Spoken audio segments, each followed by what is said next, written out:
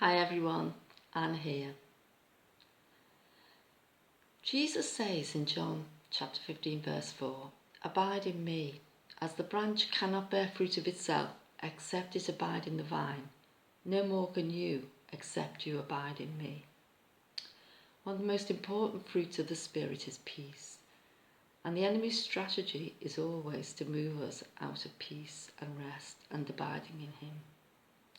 The psalm I've chosen today is Psalm 61, and I'm going to read from verses 1 to 4. Hear my cry, O God, attend unto my prayer. From the ends of the earth will I cry unto you. When my heart is overwhelmed, lead me to the rock that is higher than I. For you have been a shelter for me, and a strong tower from the enemy. I will abide in your tabernacle forever. I will trust in the covert of your wings. The two key words in this passage for me are overwhelmed and abide. Probably your version says dwell. Abide's the old-fashioned word. In the Hebrew, it means to sit, to remain in place. And that's what we've all had to do in recent times, haven't we? We've had to remain in place. Not something that we've necessarily found easy. I know I haven't. But we've just had to do it. Get on with it. David is crying unto the Lord in this psalm because, as he says in verse 2, he's overwhelmed because of the difficult situation he finds himself in. It's thought the psalm was written when he fled Jerusalem because Absalom, his son, had attempted to usurp his throne, and David was in exile away from Jerusalem and away from the tabernacle, and he found that very hard. In the same way, I suppose, in these days, we can be overwhelmed by the times we've recently been in with COVID-19, and still are. I mean, it's easing now, but these are still quite worrying times. I must say, for myself, I found it at the beginning overwhelming, really.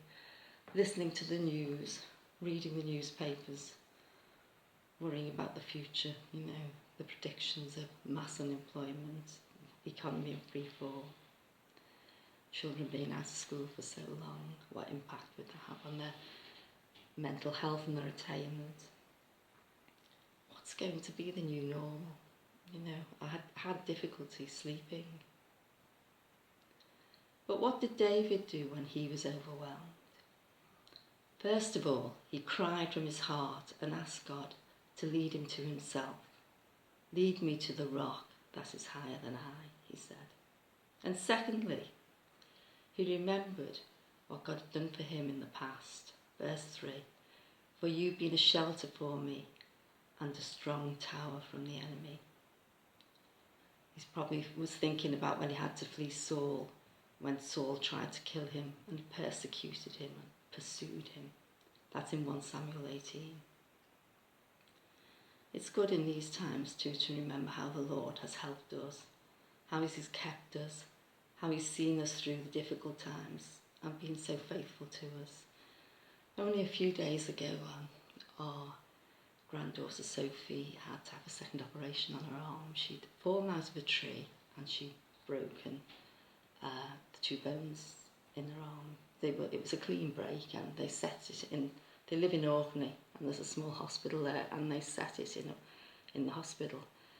But they said, come back in 2 weeks and we'll look at it. And when Rachel, her mum, took her back, the bone moved, and they said, no, you need to have an operation and we can't do it here, so we'll fly you to Aberdeen Hospital. And they were going to put 2 metal rods in the bones in her arm. And Sophie, she's broken her arm, her right arm, last year, so she's quite often has accidents. And, obviously, this operation was of great concern to me, and I was anxious. But I asked the church to pray, and Nick prayed with me over the phone, and I just felt peace about it. I knew Sophie was in the Lord's hands. He loves her. And obviously the operation went well, and they're back in Orkney now. So yes, when we cry unto the Lord, in whatever situation, he hears us and he loves us. And finally, in verse 4, David makes the decision to abide, to sit, to remain in place, and to trust. He says, I will trust in the covert of your wings. I will take refuge in the shelter of your wings, he says. And there's peace there for David and for us, for whatever the future brings, the new normal, whatever that's going to look like. The Lord knows the beginning from the end. David began with prayers and tears and ends up with praise and trust. And I think we can do the same. Thank you.